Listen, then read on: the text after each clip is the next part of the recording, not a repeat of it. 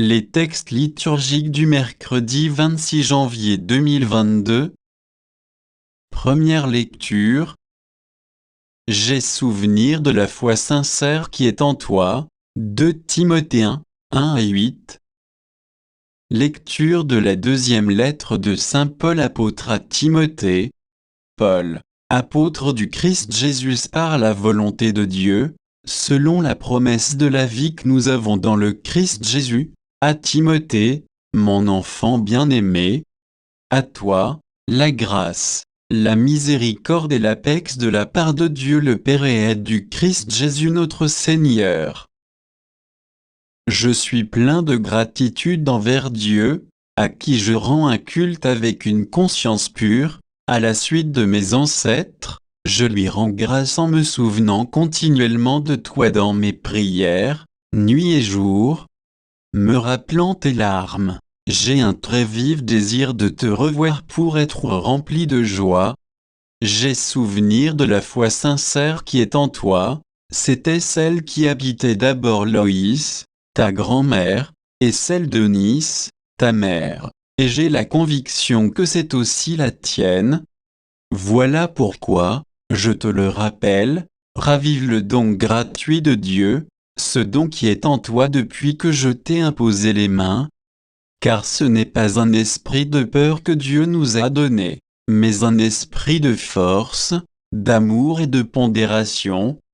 N'aie donc pas honte de rendre témoignage à notre Seigneur, et n'aie pas honte de moi, qui suis son prisonnier, mais, avec la force de Dieu, prends ta part des souffrances liées à l'annonce de l'Évangile.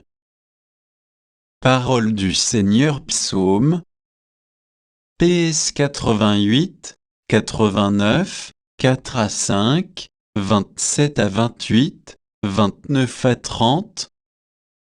Avec mon élu, j'ai fait une alliance, j'ai juré à David, mon serviteur j'établirai ta dynastie pour toujours, je te bâtis un trône pour la suite des âges.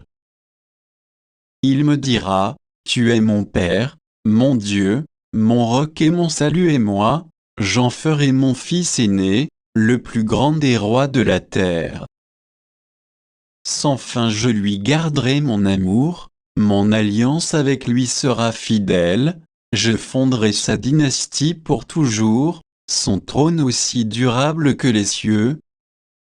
Évangile. Voici que le semeur sortit pour semer. Marc 4, 1 à 20. Évangile de Jésus-Christ selon saint Marc. En ce temps-là, Jésus se mit de nouveau à enseigner au bord de la mer de Galilée. Une foule très nombreuse se rassembla auprès de lui, si bien qu'il monta dans une barque où il s'assit. Il était sur la mer, et toute la foule était près de la mer, sur le rivage.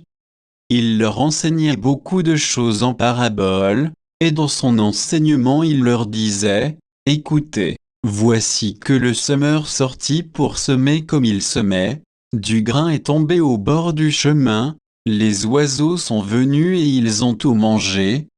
Du grain est tombé aussi sur du sol pierreux, où il n'avait pas beaucoup de terre, il a levé aussitôt, parce que la terre était peu profonde, et lorsque le soleil s'est levé, ce grain a brûlé faute de racines, il a séché. Du grain est tombé aussi dans les ronces ont poussé, l'ont étouffé, et il n'a pas donné de fruits. Mais d'autres grains sont tombés dans la bonne terre, ils ont donné du fruit en poussant et en se développant, et ils ont produit 30, 60, 100, pour un. Et Jésus disait, « Celui qui a des oreilles pour entendre, qu'il entende. » Quand il resta seul, ceux qui étaient autour de lui avec les 12 l'interrogeaient sur les paraboles.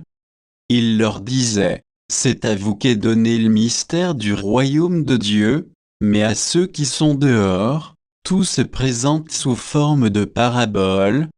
Et ainsi, comme dit le prophète, ils auront beau regarder de tous leurs yeux, ils ne verront pas, ils auront beau écouter de toutes leurs oreilles, ils ne comprendront pas, sinon ils se convertiraient en et recevraient le pardon. Il leur dit encore, vous ne saisissez pas cette parabole? Alors, comment comprendrez-vous toutes les paraboles? Le semeur sème la parole. Il y a ceux qui sont au bord du chemin où la parole est semée. Quand ils l'entendent, Satan vient aussitôt et enlève la parole semée en eux. Et de même, il y a ceux qui ont reçu la semence dans les endroits pierreux. Ceux-là, quand ils entendent la parole, ils la reçoivent aussitôt avec joie, mais ils n'ont pas en eux de racines.